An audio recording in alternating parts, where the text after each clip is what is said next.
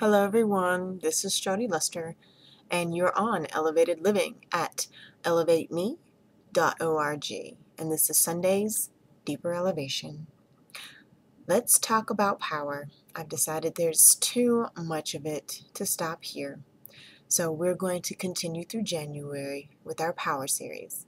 We're also going to talk about the power of some of our themes' antithesis, the opposites that are as equally as powerful, but some are quite menacing.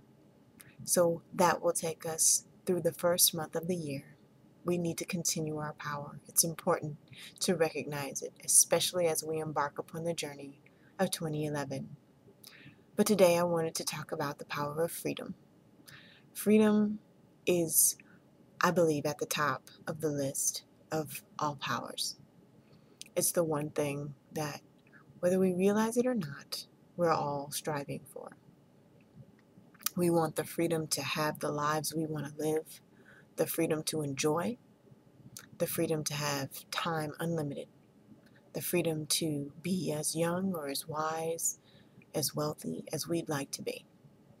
We'd all like freedom, and I don't think we really recognize that freedom is as important to us as it is until we lose it. Unfortunately, something of us has to be taken or locked away for us to realize how important our freedom is. If you believe that you were created by a higher being, then you know the very first gift he gave us was freedom, our free will, our ability to know that we exist to only a very small extent outside of our source, and that recognition that we have a unique, authentic self, and that we have the power to manifest a destiny of our choosing is an ultimate gift, and it is freedom.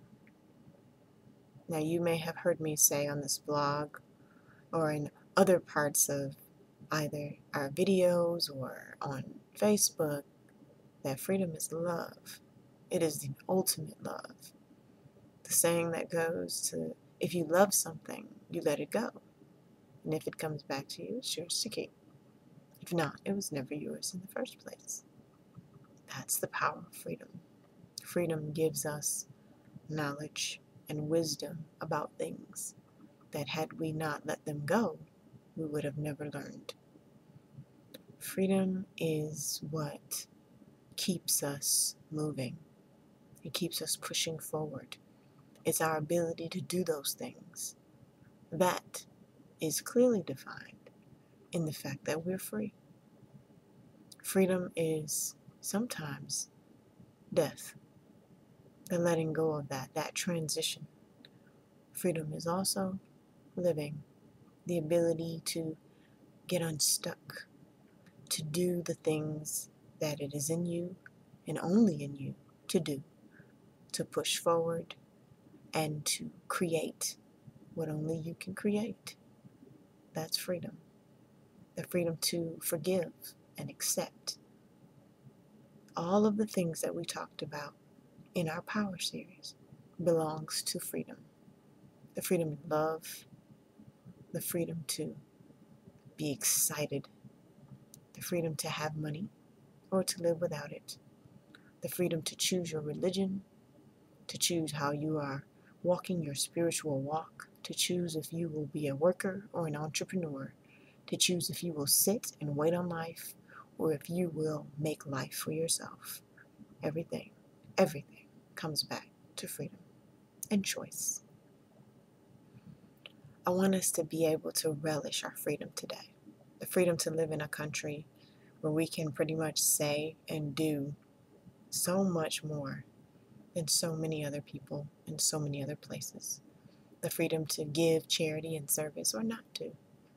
The freedom to recycle and save the planet or just invest only in yourself.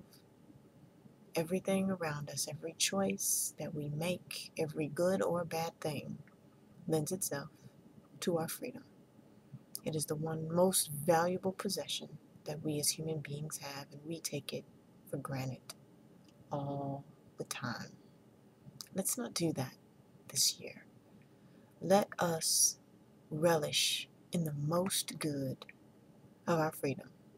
Let us live as if we are grateful that we have choices, that we can do with the resources we do have. Let's choose to use our freedom in a way that exemplifies it. This has been Jodi Luster, or JL, and you're on Elevated Living at elevateme.org. And on Sunday's Deeper Elevation, let's deeply remember how much was paid for our freedom and how we should be so grateful and so alive and so creative, productive, and giving in it, while always living the very best of life. I'll talk to you soon.